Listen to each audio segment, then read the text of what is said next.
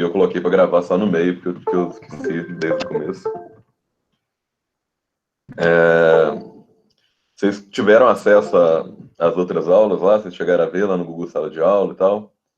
Que, que tem lá a gravação que eu tô subindo, eu tô baixando e subindo pro YouTube e colocando os links lá do YouTube. Até dá para colocar direto do Drive, né?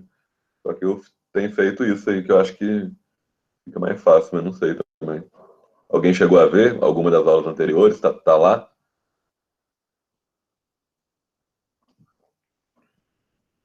Sim. Beleza. Tá bom. Não sei se vocês repararam, lá no Google Sala de Aula também, eu dei uma reformulada nas atividades ali em geral, né? Tanto no guia de estudos, quanto na ordem, né, das atividades. Eu tentei colocar numa ordem para vocês terem mais tempo para fazer, para não ficar nada muito tão corrido, né? Vocês têm basicamente uma tarefa agora sobre o pré-modernismo, no mesmo esquema do que a gente fez as outras, e uma redação para fazer. Depois a gente vai ter um teste, vou falar como é que vai ser ele. E acabou. Tinha até mais coisas que eu tinha pensado em pedir, mas não vou pedir não para a gente não, né, não pesar muito os conteúdos. Vou deixar para depois do dia 30 a gente entra no próximo bimestre aí com modernismo, né? E o livro também que eu pedi eu vou deixar para depois de abril também, para maio. Né? Não sei como é que vai ser em relação a se vai continuar assim, se vai voltar. Vamos ver, né? Tá um clima bem de desconhecimento, né? Sobre volta, não volta, fica, não fica, mas eu acho que a tendência, uma das últimas coisas que vai voltar vai ser a aula, em geral. Então, acredito que a gente deve ficar um pouco assim ainda, mas para quem está conseguindo se comprometer, né? Para quem está conseguindo se concentrar, eu acho que em termos de conteúdo a gente não está perdendo tanto. É claro que não substitui o nosso contato aí dentro da sala de aula, mas eu acho que a gente tem conseguido fazer um bom trabalho, e, de qualquer forma, vendo conteúdos aí que são relevantes dentro do que a gente já ia ver mesmo. Né? Primeira coisa sobre o Google Sala de Aula lá, né? O que vocês têm que fazer. Tem mais uma redação. Eu já até peço desculpas que eu não entreguei a redação ainda, mas eu vou começar a corrigir efetivamente de hoje para amanhã, assim, que eu vou pegar para corrigir. Eu estava muito cheio dessas burocracias, assim, e acabei atrasando, não estava com muita cabeça mesmo. Se eu não tiver com a cabeça leve, assim, tranquila, eu não consigo corrigir texto. Uma coisa que eu queria reforçar, galera, é sobre os monitores. A gente tem um grupo com 15 monitores. Olha que doideira. E é todo mundo, gente, que tirou notas excelentes no Enem ano passado. Inclusive, os meus 6 monitores do ano passado, todos eles estão à disposição de vocês para ajudar vocês com redação, né? Então, eu queria que vocês fossem. Já teve um bocado de gente, né, que já veio atrás, mas eu queria que você viesse mais ainda, né? Faz uns textos por fora, pede para eles corrigirem, né? Fala para eles te dar umas dicas de proposta, de repertório, de tema, pede para ver os textos que eles fizeram.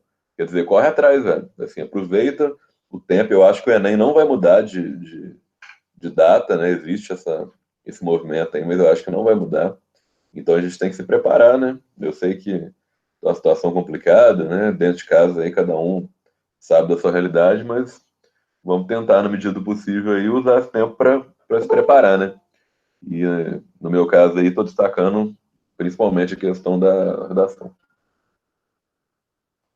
É, eu tenho pegado, e eu vou adotar essa prática também, de fazer uma das aulas da semana, na medida do possível, né? Não sei se vocês repararam lá, colocar ela só para reestudo, que aí pesa menos para vocês. E, por exemplo, eu pedi a tarefa de vanguardas. Aí eu coloquei um documento lá eu fiz todas as questões, nem olhei gabarito, nada, foi tudo, né, da minha mão, da minha cabeça. Aí agora vai ter, na semana que vem, a correção da atividade das orações coordenadas. Aí, tipo assim, você tendo um tempo, vai lá, né, e compara as minhas respostas com a sua, vê se está certo, vê se não está. Se tiver errado, corrige no seu caderno, não deixe seu caderno ficar com as respostas incorretas. E se você não entendeu por que eu respondi daquilo, por que aquilo lá é daquele jeito, me pergunta. Manda um WhatsApp lá para mim, ô Igor, tal coisa lá eu não saquei, eu coloquei isso, mas achei que era, e aí? Esse dever de agora, né, o último que vocês fizeram, é um assunto que a gente não conseguiu ver com tanta profundidade, né?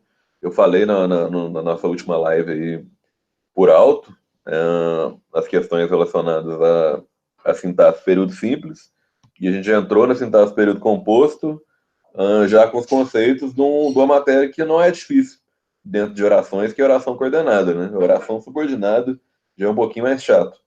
Agora, as coordenadas, você lembra, sindéticas sem conjunção. Não, com conjunção. Assindéticas sem conjunção. Né? E aí lembra dos tipos, né? Adversativa, alternativa, explicativa, conclusiva.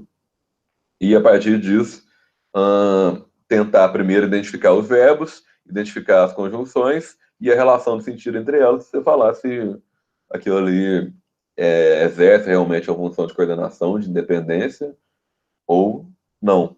Né? Lembrar aquela diferenciação que também no começo da aula que eu falei com vocês entre frase, oração e período. Né? Frase, unidade de sentido completa. Oração, um termo aí com um verbo, né? Que pode ter um verbo ou mais verbos, né? Uma oração simples, uma oração composta.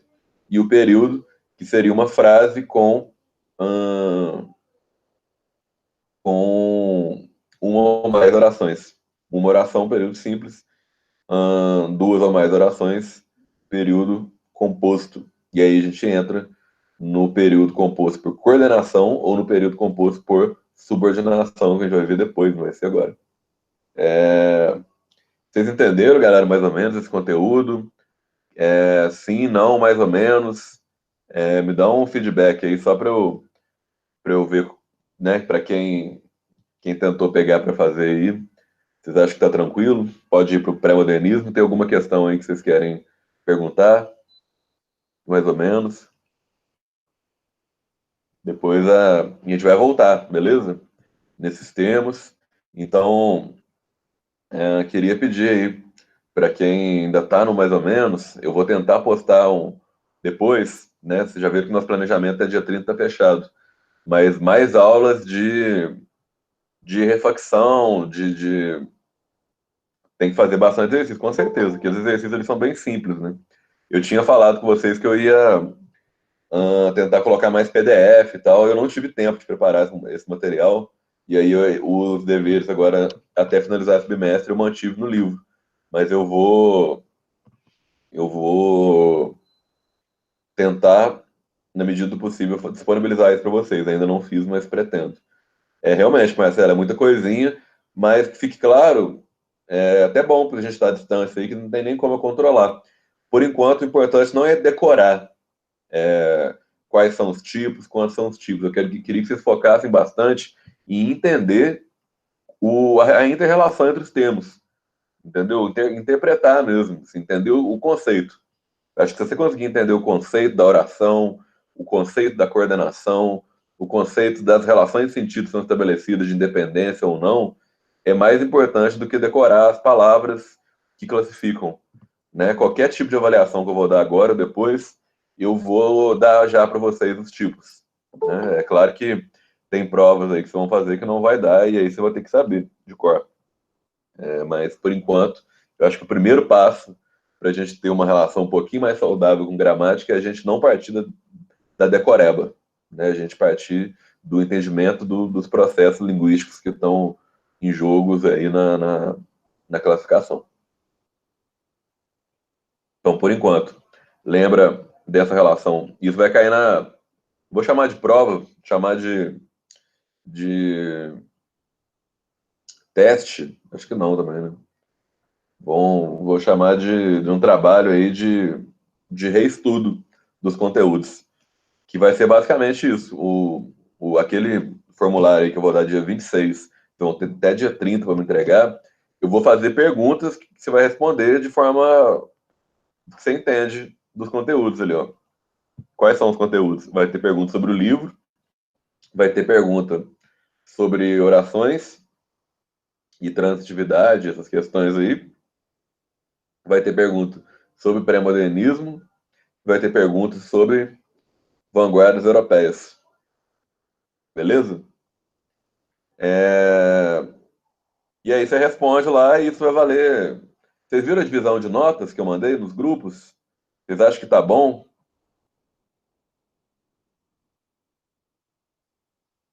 É... Me dá um feedback aí. Vocês conseguiram ver a divisão de notas? Vocês acham que tá de boa? Deu para entender? Vou até mandar aqui para vocês de novo.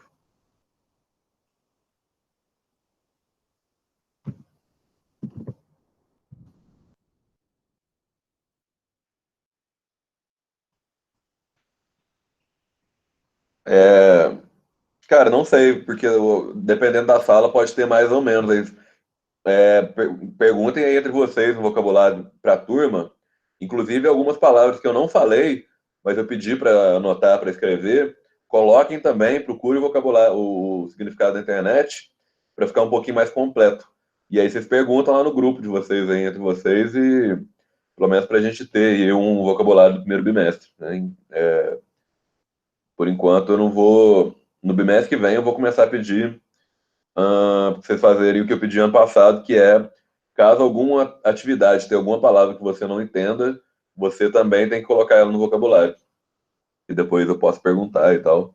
E aí você vai ter que ter ela no vocabulário, todas, que você não entender das tarefas, inclusive de literatura. Beleza, Maria Clara? Como eu fiz antes, cara, eu tentei diversificar, porque eu não gosto, assim, coisas que valem muito ponto sozinhas. E como eu já tinha falado desde o começo do ano, né, da ideia da avaliação atitudinal, eu falei isso na reunião também entre os professores, para os outros professores, falou, galera, a gente tem que aproveitar esse momento agora para incentivar os meninos a participarem do que a gente está propondo, né? E eu tô com isso na cabeça, eu não tô aqui para avaliar o tanto que você aprendeu, assim, de boa, o tanto de conteúdo que você decorou, né? Eu tô aqui mais para estimular você a interagir comigo e com o conhecimento que eu tô tentando mediar que você aprenda, entendeu? E aí, a partir disso, eu acho que já é mais de você, se você está afim de memorizar isso ou não, para fazer prova ou não, ou só para passar de ano, sei lá. Né? E aí fica no plano da sua autonomia. Eu quero usar essa nota só para estimular você a ter contato comigo e, consequentemente, com os conteúdos aí que eu acho que são importantes para a nossa formação. Beleza? Vocês concordam com isso? Acho que tá legal desse jeito? Né? A redação, 2 pontos. Tem a redação sobre formas alternativas de energia, a redação sobre trabalho escravo, foram escritas à mão. Uma está comigo, uma está com vocês. Uma redação sobre saneamento, que vocês me mandaram já, e uma que eu pedi agora sobre evasão escolar. Vai ser a única que vai ser mais independente. Né? O resto tudo vocês tiveram mais uma ajudinha maior, né? Não vou variar nenhuma. Eu vou corrigir todas e dar só para vocês terem a correção. Se ter feito, você tem os 2 pontos. O 2 pontos também é só de você ter lido o livro e respondido a pergunta sobre o fazedor de velhos.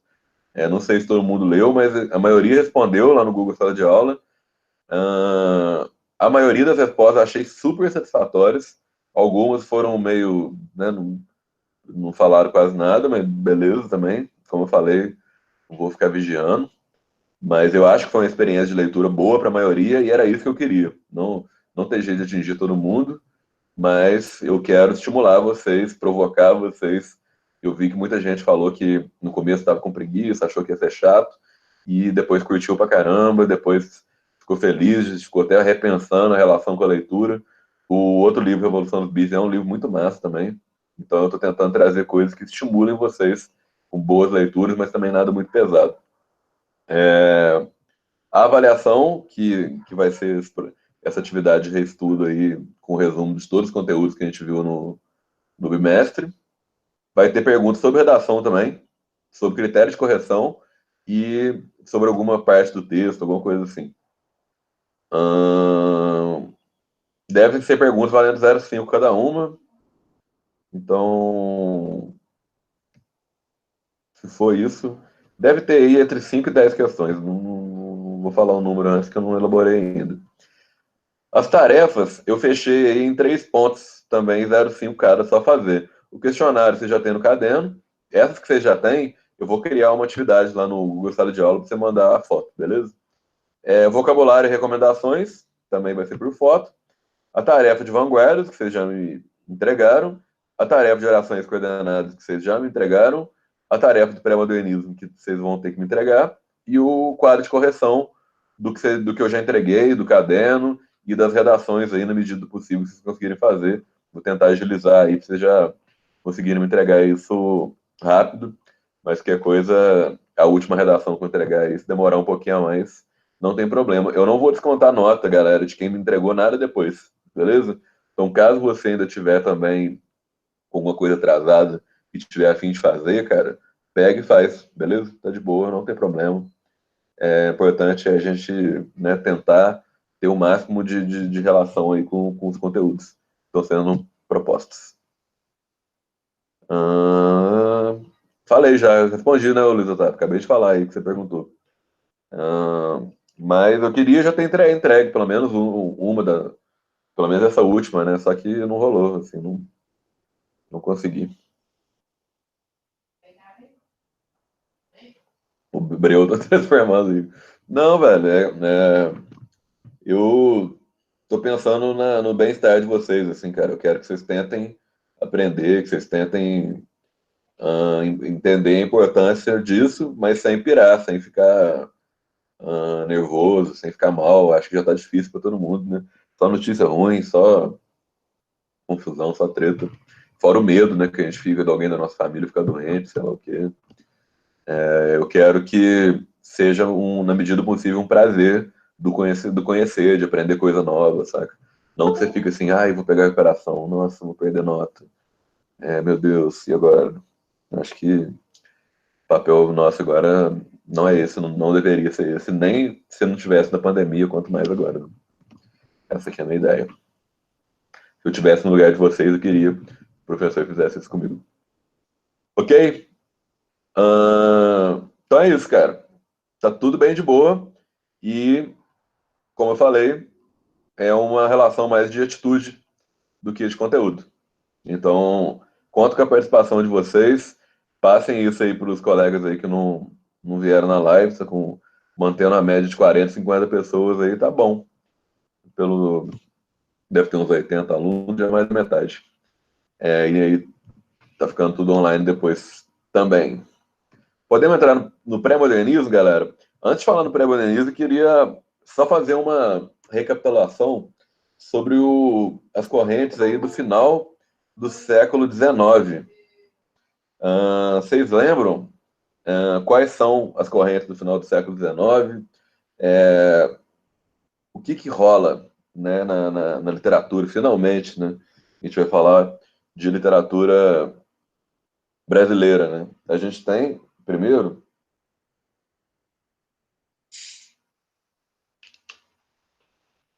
com gás, muito bom.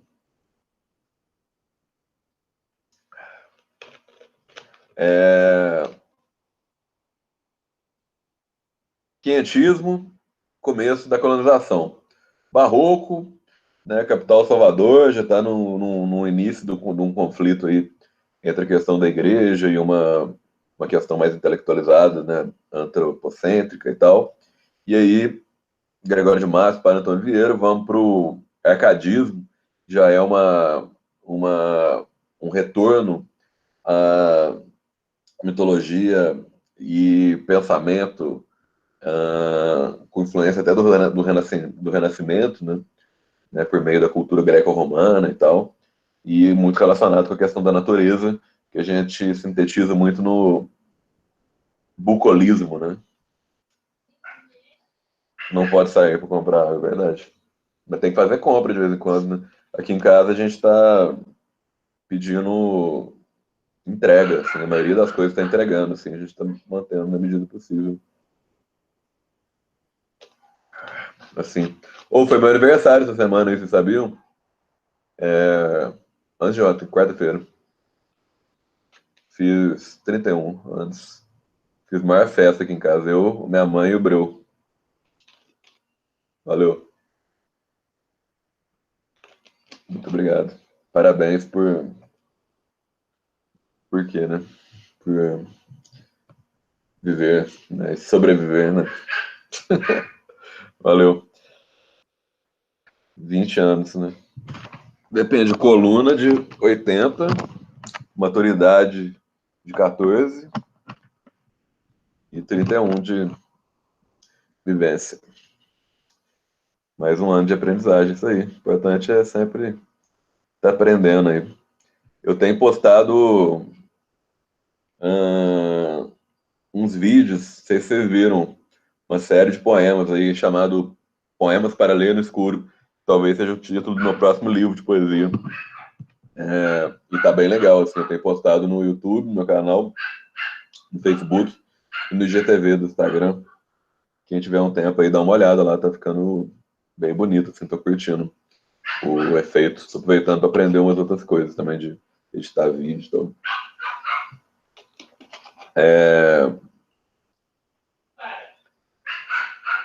Outra coisa, voltando aí para essa linha do tempo, a gente entra no romantismo, né? E aí é o século XIX, né? Que é um século de transformações gigantes, né? Tem a independência do país no começo, né? 22, e vindo da família real e tal, começa a se criar um circuito literário no sentido de ter, né, um casa de imprensa, de ter um público consumidor de literatura, e nessa época, principalmente por meio do folhetim, né?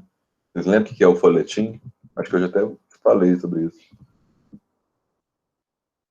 Que são aqueles livros publicados em capítulos, né, como se fosse novela hoje em dia,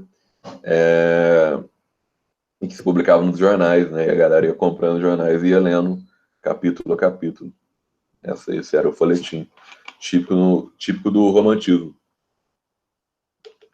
E aí tinha bastante assim uma relação da literatura enquanto gravem isso que é muito importante para o modernismo, que é essa ideia de construção da identidade nacional, que começa de forma muito mais forte a partir do romantismo, porque é onde o Brasil fica independente, e no final do século XIX há inclusive a proclamação da República e a abolição da escravidão. Na poesia, como vocês lembram, tem a primeira, segunda e terceira fase. A primeira fase é o indianismo, a segunda fase é o ultrarromantismo e a terceira fase é o condorismo, né? Tem seus principais nomes aí, Gonçalves Dias, da primeira fase, Óbvio de Azevedo na segunda e o Castro Alves na terceira, mas tem vários outros. E a prosa romântica, o grande nome aí é o José de Alencar, tem o Joaquim Manuel Macedo também,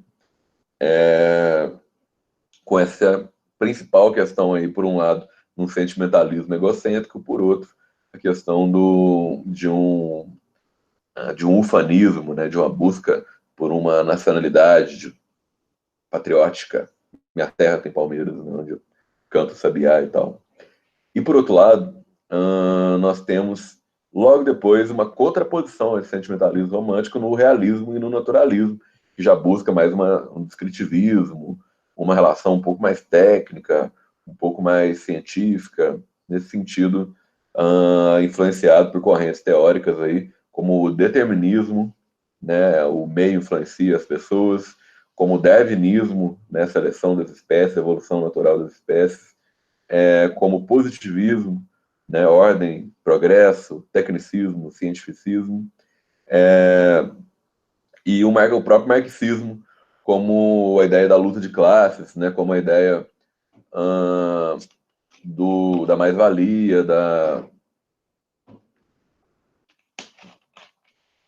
exploração, né, do trabalhador pela burguesia e tal, que vai expressar muito no naturalismo, que seria um negócio mais relacionado à animalidade do homem e tal, encarado como um coletivo. E a gente tem um cara muito foda que é o Machado de Assis. Talvez seja, né, falar o maior, mas talvez junto com a Clarice Lispector e o Guimarães Rosa seriam os três grandes autores da prosa brasileira até hoje, de todos os tempos, né?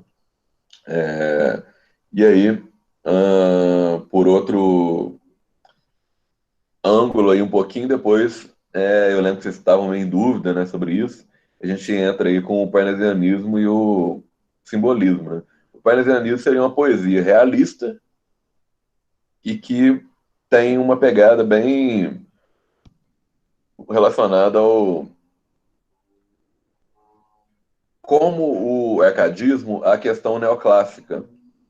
Tanto que tem a ideia do Parnaso, né, que é mitológico também. Mas o que você tem que lembrar do parnasianismo é a ideia de arte pela arte. O Olavo Bilac, principal autor, a arte pela arte seria justamente o que importa é a forma, não é o conteúdo. Então, soneto, 4433, né, métrica certinha, rima certinha, né, descrição também, não sentimentalismo, né, e nesse sentido. E, por outro lado, nós temos o simbolismo, e aí o simbolismo ele já dialoga diretamente com as vanguardas europeias que a gente estudou, porque na Europa o simbolismo surge e a partir do simbolismo se criam as vanguardas europeias. Por quê? Porque o simbolismo ele busca uma desracionalização da obra de arte, quer dizer, ele nega, igual às vanguardas, né? Ele nega o sentimentalismo romântico, ele nega o racionalismo e descritivismo realista, ele nega o formalismo parnasiano e ele nega esse cientificismo naturalista também. E o que ele quer, então? Ele quer entender que a poesia, ela é, antes de tudo, som. A poesia, ela tem que sugerir imagens, ela não tem que ser objetiva, né? A poesia, ela, e a arte, de forma geral, ela tem que ser expressiva, o que não quer dizer ser bonita, né? E isso vai dialogar muito com um dos primeiros autores que eu vou falar do modernismo, que é o Augusto dos Anjos. O Augusto dos Anjos, ele, a poesia dele é extremamente musical e escatológica. Vocês lembram da palavra? Escatológica? Quem lembra? Escatologia. É... E uma outra coisa simbolista que vocês nunca podem esquecer é a questão da figura de linguagem, além da questão da sonoridade, né, da sonância e, e da aliteração, a gente tem que lembrar sempre da sinestesia, que é a mistura de sentidos, beleza? Isso está presente o tempo inteiro lá na literatura do simbolismo. E aí, finalmente, chegamos ao pré-modernismo. Primeira característica, vocês têm que lembrar, anota aí quando vocês for estudando no caderno, lembrem-se disso. O pré-modernismo não é uma escola literária, ok? Alguém lembrou o que é escatológico? Anota no vocabulário. Escatologia é um negócio abjeto. O que é abjeto ou escatológico? É um negócio nojento. É um negócio que você não gosta. Assim, quem assistiu o Poço aí? Eu não assisti não, mas disse que era bem escatológico. Estão me ouvindo, galera? Fala comigo aí que Maria, você assistiu o Poço? Então, quem viu aí, eu não vi ainda não, mas falaram que ele é muito escatológico, né? Que é meio nojento, assim, e tal. Então você pode usar. Conversa aí com sua mãe, aí, com seu pai, com alguém de sua casa. Fala, eu vi esse filme, mas eu achei ele muito abjeto. Vocês não acharam meio escatológico? Ninguém vai entender. Mas é isso que quer dizer. Mas falaram que é bom. Vou ver ainda. Tô vendo La Casa de Papel, terminando a primeira temporada. E tô curtindo também. Eu vou passar para vocês uma página no Instagram, cara. Depois vocês me lembram que eu achei bem massa, que ela só usa série para usar como repertório em redação. A página é só disso. Achei massa. E série é muito legal pra usar na redação como repertório, né? Tem tanta série massa, dá pra falar de tanta coisa, né? Tô curtindo, tô terminando a primeira temporada. Minha mãe vai achar que ela tá xingando. Mas ela vai achar, mas aí depois você explica, né? Aí ela vai achar que você é uma pessoa muito culta. Nossa, como meu filho é inteligente, vou dar um presente pra ele. Ou não, né? É... ahn, Então, guardou isso. Não é uma escola literária. Por que que ela não é uma escola literária? Porque o pré-modernismo, ele é um movimento, ele é um momento de transição entre esses movimentos do final do século XIX e o modernismo, que começa em 22. 1922 é o modernismo. E aí, vamos colocar aí no começo do século XX aqui, de 1900 até 1922, esse período de transição.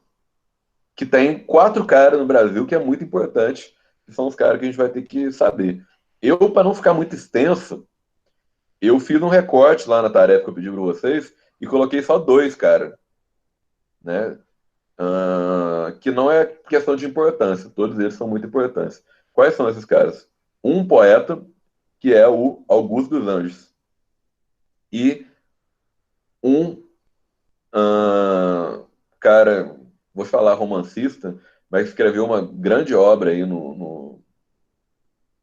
nesse começo de século, que é o Euclides da Cunha, que escreveu uma obra chamada Os Sertões. Lá na aula, no Google Sala de Aula, tem um resuminho lá de 1 minuto. Eu tô muito minimalista aí, para vocês entenderem tudo. A galera do ano passado teve que ler o livro, aí teve grupo, teve apresentação, igual vocês fizeram de Vanguardas. Quem quiser tentar ler, mas é um livro gigante e meio dificinho até. Ah, e que narra, isso vale a pena de conhecer, velho, que é a revolta de Canudos, assim, o Euclides da Cunha, ele é primeiro só falar, assim, tem o Euclides da Cunha, o Monteiro Lobato, o Lima Barreto e o Augusto dos Anjos, né, são esses 4. E por que que eles não têm um movimento, para falar assim, né? Porque eles não tinham nenhum tipo de unidade entre eles, cada um tem algumas coisas em comum, mas é bastante específico. E o que eles têm em comum é que eles não estavam nem no século XIX, nesses caras de antes, mas também não era modernista. Então eles têm algumas características de várias coisas, mas não chega a ser modernista ainda, que é os caras a partir de 1922. Ok? E aí o Euclides da Cunha, ele vai falar com essa grande obra, né? Um cara, ele era militar, e aí ele foi expulso do exército, porque ele era a favor da República. Depois que proclamou a República, voltaram com ele para o exército. E aí, enfim, ele participou de ter algumas grandes revoltas aí, né? Que eu ia pedir para eles fazerem um trabalho também. Talvez eu peça depois de abril. Mas se quiserem pesquisar aí já, que tem algumas revoltas também no início do século, são muito importantes vocês saberem. Eu pedi para a galera ano passado fazer uma apresentação, um semináriozinho sobre, foi muito bacana, e caiu no Enem uma questão sobre isso também. Né? A gente tem a revolta de Canudos, né, que é lá do Antônio Conselheiro, que é lá né, no sertão, tanto que o livro chama Os Sertões, né, tem a frase mais marcante dos Sertões é quando ele fala assim, o sertanejo é, antes de tudo, um forte. Essa frase dá para usar em várias coisas, como referência, inclusive. Falar da Revolta de Canudos dá para falar de vários assuntos. Também na redação, vale a pena de conhecer. Né? E os motivos aí, né, dessa revolta. Na verdade, eles não estavam. E é muito triste, cara, a história de Canudos, porque eles não estavam fazendo nada de errado. Assim, eles simplesmente fizeram um, uma comunidade lá no meio do nada. O Antônio Conselheiro era meio que um. Sabe que esses caras meio. Parece o Gandalf, assim, meio profeta, meio líder, meio religioso, meio popular e tal. E a galera adorava ele. E eles fizeram a comunidade lá no meio do nada e estavam prosperando na medida do possível. E aí o governo se sentiu ameaçado por isso, como se eles estivessem meio que fazendo uma insurreição contra o poder. E eles não estavam. Só que chegou num ponto também que o governo não dava nada para eles, os caras estavam no meio do nada, né, bem, situação difícil. E aí o governo queria ir lá ficar cobrando imposto deles. Aí eles falaram, não, a gente não vai pagar imposto também não. E aí começou a treta. E aí eles fizeram várias investidas. Cara, a história é cabulosa. teve, tipo assim, umas 4 vezes que eles levaram um exército e aí foram derrotados, assim, com um exército gigante, com arma, um canhão, e a galera lá tinha facão, sabe? Parece mentira, assim. E aí, só que, como tudo, né, no final das contas, conseguiram reprimir aí, matou todo mundo e dizimou, né, a galera. Foi foda. A vida real não tem final feliz, né? Enfim, vale a pena de conhecer com mais detalhe a história dos Sertões de Canudos. E a massa do livro Sertões é que ele faz um estudo não só do sertanejo, não só da questão histórica que ele teve, né, vivenciou, né, que ele estava junto, mas também ele faz um estudo geográfico, biológico, histórico, social, do clima, de tudo, cara. O cara faz um estudo super detalhado, assim, é um livro realmente seminal, né, para a história do Brasil, assim, a grandeza da obra. E além dessa revolta de Canudos, que tem esse livro dos Sertões de Euclides da Cunha, que é muito importante, a gente tem também a revolta da Chibata, a revolta da vacina, que eu pedi para vocês pesquisarem já sobre elas, e tem mais uma revolta, que é a revolta do... Esqueci o nome agora. Enfim, depois eu falo sobre as revoltas de novo. Mas é uma revolta que tem a ver com os marinheiros lá, que eles ficaram insatisfeitos com o governo. A revolta da vacina tem o Oswaldo Cruz lá, né? Uma relação do, da vacina obrigatória, das questões de saneamento e tal. A da Chibata, que é a dos marinheiros lá, que eles estavam sendo meio que torturados, assim, né? E maltratados, né, de forma geral. E aí fizeram um movimento lá que foi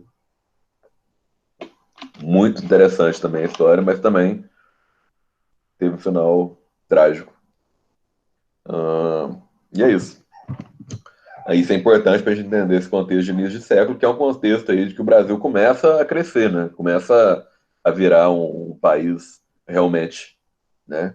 E antes era muito, vamos falar assim, incipiente, era só exploração mesmo, e enfim. E agora está começando a virar um país se expandindo e, consequentemente, um país miserável, né? Com as suas discrepâncias, pobrezas e tal. E o pré-modernismo denuncia muito essas questões, né? No Euclides da Cunha, com os Sertões, mas também no Monteiro Lobato, né? Ele tem um personagem muito interessante, além do Monteiro Lobato inaugurar uma tradição de literatura infantil que até hoje se perpetua, todo mundo conhece, Sítio do Pica-Pau Amarelo, por exemplo, né? Personagens icônicos, mas também o Jeca Tatu, que é um personagem icônico e que fala também sobre essa questão aí do sertanejo, né? Tanto que ele dá para falar até sobre saneamento, né? O Jeca Tatu, ele tem um amarelão, né? É uma doença. Todo mundo achava que ele era preguiçoso, depois você descobre que essa preguiça dele era porque ele era doente, por falta de higiene, né? Dava até para usar naquele texto que eu pedi aí, o último, que é bastante interessante também. Ahn, e a gente tem também o Linha Barreto, cara, que tem várias obras dele sensacionais, né? Mas a mais famosa, para a gente entender várias coisas também no romance dele, não um regionalismo mais, vamos falar assim, interiorano, rural, como foi o Sertões, como foi o Jeca Tatu, e até o Sítio Pica-Pau Amarelo, né? O Leão Barreto já é um regionalismo urbano, com o triste fim de Policarpo Quaresma, que é muito doido. Eu acho essa obra super atual, inclusive. Porque o Policarpo Quaresma, ela é tipo uma mulher que tava. Essa galera que defende ditadura militar, voltar o regime militar e tal. E quando vê, vai protestar e apanha da polícia. É tipo o Policarpo Quaresma, porque ele era um cara super defensor da pátria. E aí ele faz até uma gramática, né, e do Tupi-Guarani, ele queria que o Tupi virasse a língua oficial do Brasil, no sentido de ser original e que a gente tinha que ser brasileiro e não a língua portuguesa, não sei o quê. porque Portugal era o que veio colonizar. Só que aí no final ele termina preso, sabe, pela galera que ele defendia. Então, e eu acho isso super, super curioso, né? O jeito que ele termina, mas é uma obra muito divertida e ele já tem esse regionalismo urbano, né? Que se contrapõe um pouco com um viés de crítica social muito forte. É, e isso é muito interessante também. O Marcelo perguntou se a imprensa deturpava os fatos em prol do Estado. Cara, aí está começando, né? A imprensa ainda é muito incipiente, né? Mas, cara, um negócio que a gente tem que entender, até hoje, para entender essa questão, revolta armada. Tudo bem, obrigado aí pela. Então, a revolta armada, a revolta chibata, a revolta da vacina e a revolta de Canudos. Obrigado pela lembrança. É, É que, cara, cada ponto de vista é a vista de um ponto. Então, na medida que você escolhe dizer uma coisa e não outra, não existe imparcialidade. Né? Esse negócio de imprensa imparcial é um mito. Eu acho que isso é uma primeira coisa que você tem que entender. Né? E aí, o nível de parcialidade dela que é, beleza, isso pode mudar, né? As questões podem realmente atingir níveis aí absurdos. Tá bom? Nossa. Bom, então. E ele que achou? Foi mesmo? Eu tinha perdido minha carteira, galera. Tinha um mês, o Breu achou debaixo da cama. Agora, eu achei que eu tinha perdido e o Breu achou. Que bom. Daqui, Breu. Vamos continuar aqui pro.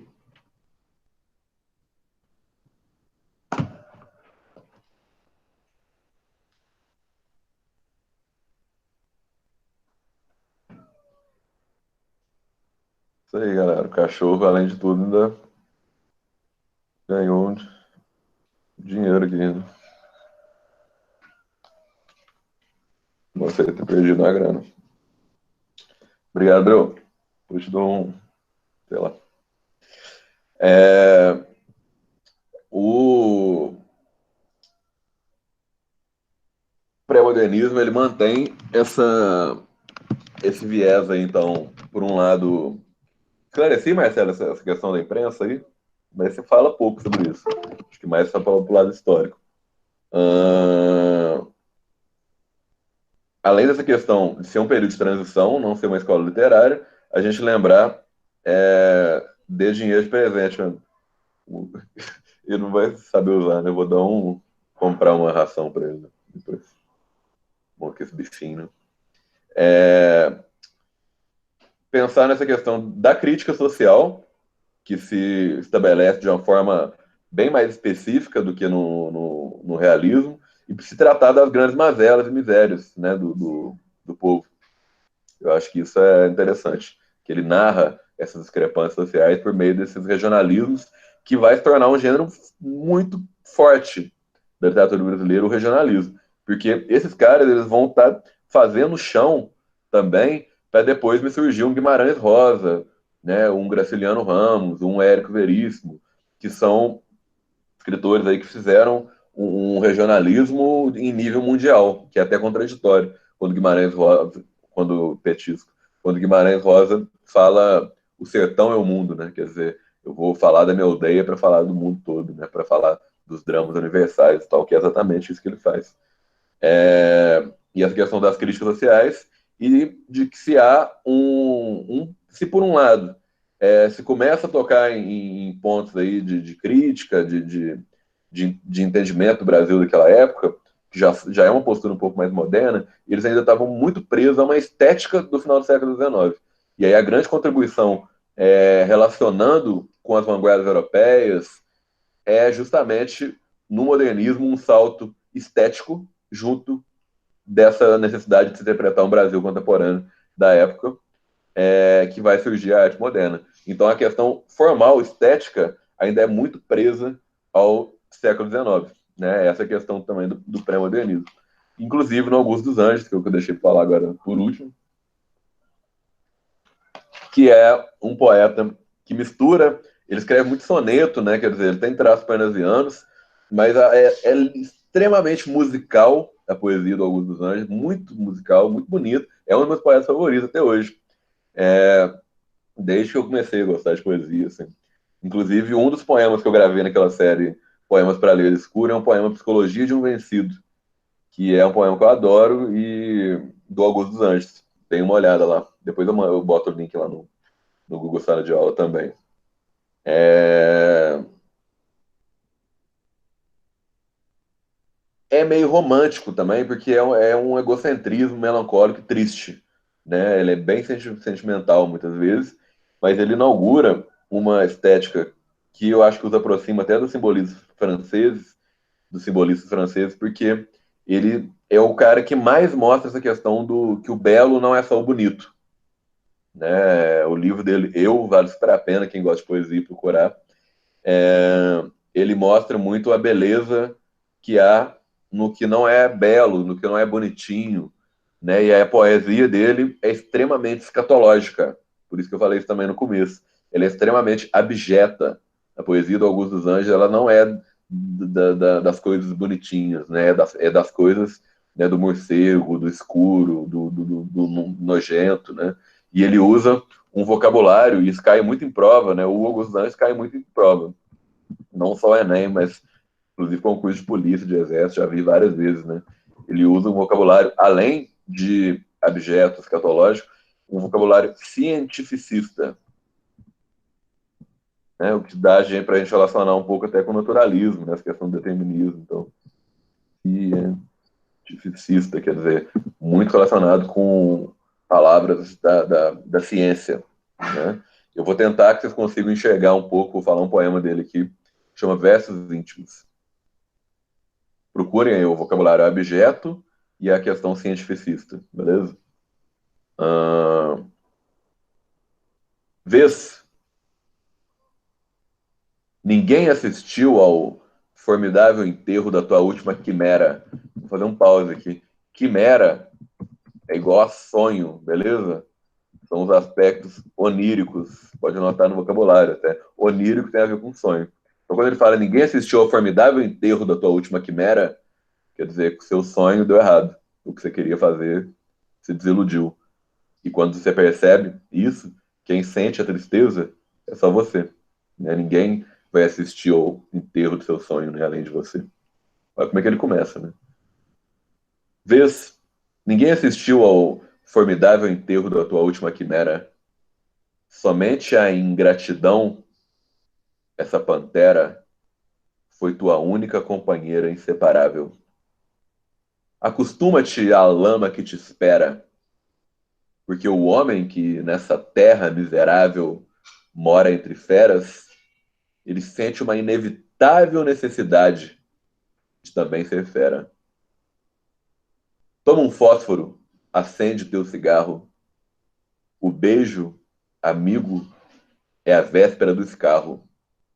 A mão que te afaga é a mesma que te apedreja. Mas se alguém causa ainda pena à tua chaga, apedreja essa mão vil que te afaga e escarra nessa boca que te beija. Olha que pesado no final, né? Ele usa uma imagem muito determinista, né? O homem que nessa terra miserável mora entre feras sente inevitável necessidade de também ser fera. Isso é determinismo. A gente mora entre monstros, então a gente também se torna monstros, né? Olha que doido, né? E aí ele termina no final falando assim, oh, se alguém causa ainda pena tua chaga, quer dizer, né? Se alguém ainda você fica com pena, com dó da ferida, né, sua, do outro, aí ele fala, apedreja essa mão vil que te afaga, né, que tá te fazendo carinho, taca pedra nela, né, porque é isso que ela vai fazer com você. E termina falando, escarra nessa boca que te beija. Olha que verso forte, né? Quer dizer, gosta nessa boca que tá te beijando. Né? É no sentido de que a gente é monstro, né, e animal também. É muito bonito, muito forte, né, e, né, como o Helder ressaltou, e a Maria aí uma relação também do escatológico, né? E olha que bonito, né, o poema, que forte, né? E isso mostra que o poético, que o artístico, ele pode ser o expressivo, não necessariamente o bonitinho, e ele é tão forte quanto qualquer outro, né? Ou às vezes até mais. Isso vai nos abrir muito aí em direção ao que é a arte moderna, de forma geral, e o próprio modernismo, aí, a partir da semana de 1922, Semana de Arte Moderna, que é o que a gente vai ver no nosso próximo conteúdo aí. Aí eu vou pedir que vocês façam, quem quiser fazer o capítulo inteiro, né, eu vou pedir como tarefa só os dois primeiros para ficar mais leve, que eu também vou cobrar só dos dois em tarefa. Galera, deu para pegar sobre pré-modernismo? Ficou alguma dúvida? A hora é agora. Deu para entender, sim, por alto? Ficou alguma dúvida sobre os conteúdos anteriores sobre esse agora? Ou tá de boa? Eu que agradeço aí pela audiência. Audiência, parece programa, né? Valeu demais, galera. A aula tá gravada, né? Vou disponibilizar lá, colocar no YouTube, mandar o link para vocês também, como sempre. Beleza? Marcelo, quer perguntar alguma coisa?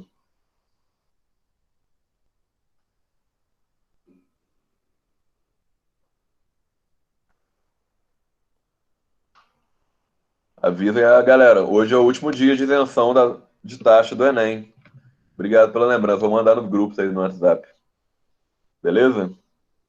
É, E vou mandar aí a página do Instagram também. Tô devendo um negócio lá da Vocacional também. Achei muito legal ter um aplicativo sobre isso.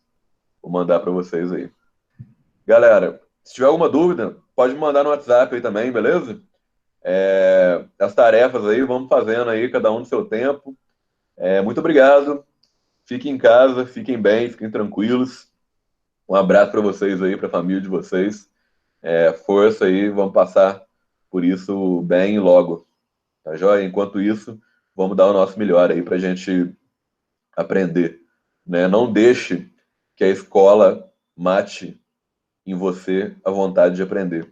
Muitas vezes a escola e a universidade faz isso com a gente, mas o conhecimento é um prazer enorme e a gente não pode perder o gosto pelo aprendizado a vida inteira. Isso é muito bom, beleza? Valeu, galera. Um abraço, muito obrigado mais uma vez. Tamo junto. É nóis.